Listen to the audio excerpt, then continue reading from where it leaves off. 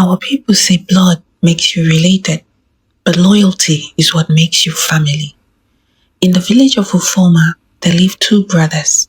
Same blood, same father, same home. But are two people ever really the same? Ufoma was not the biggest village, but it was proud. The land was rich, the people were strong, and the chief?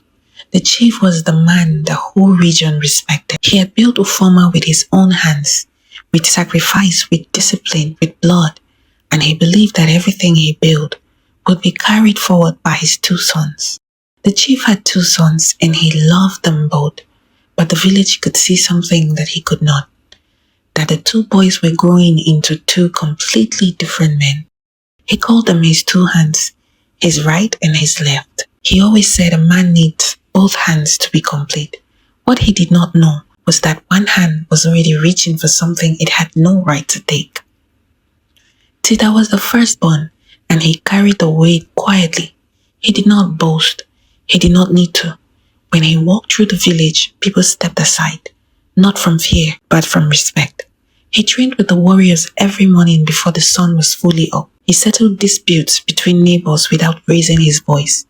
He visited the elders and listened more than he spoke. Tita was the kind of man that made other men want to be better, and the village loved him for that. T was different. He was charming in a way that made everyone laugh. Quick with a joke, quick with a smile. People like T, they enjoyed being around him. But if you watched closely, if you stayed long enough after the laughter stopped, you would see it. A restlessness, a quiet hunger in his eyes. T had grown up watching his brother receive everything first. The praise, the responsibility, the title that would one day come. He had told himself for years that it was okay and it did not bother him.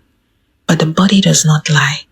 And every time someone praised Tita in front of him, something tightened inside T's chest. Something he had no name for yet.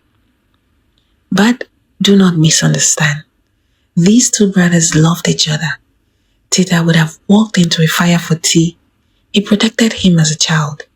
He fought for him when older boys tried to humiliate him. He always made sure T was included, celebrated, seen. And T, he looked up to Tita, truly. That was the part that made everything so painful. You cannot be destroyed by someone you do not love. The people who break us the deepest are always the ones closest to our hearts. Life in Ufoma moved in a steady rhythm. Farming in the morning, trading by midday, stories and palm wine in the evening. The chief sat at the center of it all, watching his two sons, proud of what he saw. Tita becoming a leader, T becoming a man. Everything looked the way it was supposed to look. But underneath that calm surface, something was already shifting. It started small, the way these things always do. A festival in the village, drums, dancing, fire. The whole of Ufoma gathered, and that night, across the ground, T saw her. He did not know her name yet. He did not know her story, but he felt something move inside of him. Something strong, something that did not feel like it belonged to him alone. He looked at her for a long time. Then he turned, and when he turned, he saw that Tita was already looking at her too. And that was where it all began. Two brothers standing side by side, looking at the same woman. Neither of them spoke, neither of them moved, but something passed between them in that silence. Something neither of them fully understood yet. The drums kept playing, the fire kept burning, and Ufoma danced on, not knowing that the night of celebration was also the first night of its undoing. Some stories begin with love, but this one began with a look, and that look was enough to change everything. Her name was Nangah. She had grown up in Ufoma. Everyone knew her face, but somewhere between girlhood and womanhood, she had become something the village was not ready for. She was not loud. She did not perform her beauty. She simply existed, and that was enough to stop a man mid-sentence. But it was not just how she looked. It was how she saw things. Nangah noticed what others missed. She could read a person's silence better than most people read words. She was warm, but she was not soft. She had a quiet strength that sat behind her eyes. And the men of Ufoma knew she was not a woman to be taken lightly. Tita did not waste time. That was the thing about him. He did not circle from a distance. He did not send messages through other people. He walked to Nangah's father himself. He sat across from him. He looked him in the eye and he said, "I see your daughter. I've seen her for a long time and I am asking you the right way for the honor of making her my wife." Her father was silent for a long time. Then he smiled, because a man who comes to your doorstep with honesty is a man worth opening the door for. T heard about it the same day. He did not say anything. He just nodded. He smiled. Then he said, "My brother moves fast," and everyone laughed. But that night, alone in his hut, T sat very still. He had been about to go to her father himself. He had been building the courage for weeks. And Tita, without even knowing, had walked through the door first. Again, always first. Always Tita. T told himself it was fine. He told himself Nangah was just a woman, that there would be others. But even as he said it, he did not believe it. Nangah chose Tita, not because she was told to, not because he was the firstborn, but because she had watched him her whole life. She had seen how he treated the weak, how he kept his word, how he carried pain without letting it poison him. She chose him with her whole heart, freely and completely. The wedding was everything Ufoma loved. Drums that shook the ground, food that filled every belly, dancing that lasted until the stars moved position. The chief wept. The elders raised their cups.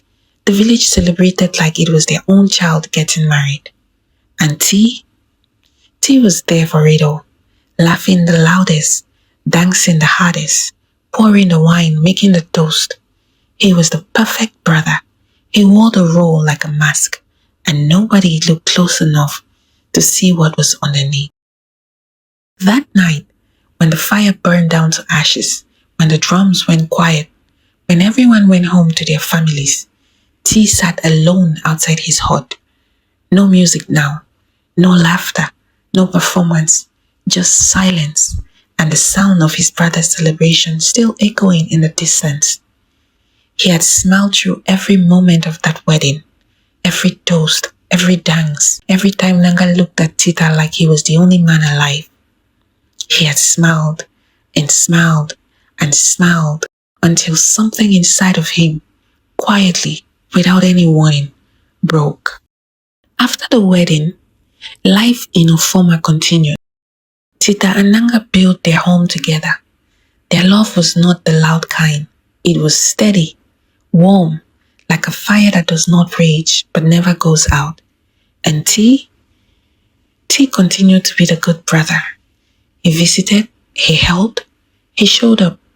Nobody had any reason to worry, but he was watching. Small things at first. The way Nangah laughed when something surprised her. The way she walked through the compound in the early morning. The way she called Tita's name, like his name was a word she had invented just for him. T told himself he was just fond of her, that any man would admire a woman like Nangah, that it meant nothing. He told himself many things, none of which were true. Then, the watching became something else. He began to find reasons to be near her. When Tita was training with the warriors, T would appear at the compound, a kind word, an offer to help carry something from the market, a small gift left quietly at the door, something that could not be called wrong, nothing that could be pointed at. But Nangah felt it. Women feel these things before they can name it. She felt the weight of his eyes when Tita was not around. She felt the way a simple conversation with T lasted just a little too long. She felt the way his voice changed when it was just the two of them. She was uncomfortable, but what could she say? This was her husband's brother, the man who danced at her wedding, the man the chief loved. If she spoke, she would be the one who caused chaos. she would be the one they would blame. So she said nothing, and that silence became T's door. T had a gift for lying to himself. He had practiced it his whole life. Every time the praise went to Tita, he told himself he did not care. Every time the village overlooked him, he told himself it did not matter. Now he told himself this was love, that what he felt for Nangah was deep and real, that she deserved better than a man who was given everything, that if she only knew him, truly knew him, she would see. He convinced himself that he was the victim and that fate had been unfair, that Tita had taken what should have been his. And slowly, that story he told himself became the only story he believed. Time passed and T changed. Whatever had started as longing had cuddled into something else, something uglier, something that no longer looked like love at all. He stopped dreaming of Nangah choosing him. He accepted that she never would. Now he wanted something different. He wanted to take what was Tita. Not because he loved Nangah, but because Tita had everything. The respect of the village, the chief's pride, the elder's blessing, the warrior's loyalty, and now the woman. T had been given the same blood, the same roof, the same father, and still he had nothing that the village remembered. So he made a decision. Not in anger, not in a moment of madness. Slowly, deliberately, the way a man makes a decision he has been settling for a long time. If he could not have what Tita had, he would destroy it. He did not pick a weapon. He did not raise his voice. He chose something far more dangerous. He chose words. It started quietly. A word here, a pause there, a look that lasted long enough to plant a seed of doubt. To one man at the market, have you noticed how Nangah smiles at the trader from the east? I'm probably wrong. Forget I said anything. To an elder's wife, I do not want to cause trouble, but I've seen something and it troubles my heart. To a neighbor, my brother does not see it. He trusts too easily. That is his weakness. He never said anything directly. He never made a clear accusation, because a direct lie can be challenged. But a whisper lives in the mind. It grows there, in the dark, where no one can pull it out. The village began to talk, slowly at first, then everywhere. People did not know where the story was coming from. They never do. And that is the nature of poison. You never taste it going in. Nangah had done nothing wrong. She had loved her husband faithfully. She had respected the family.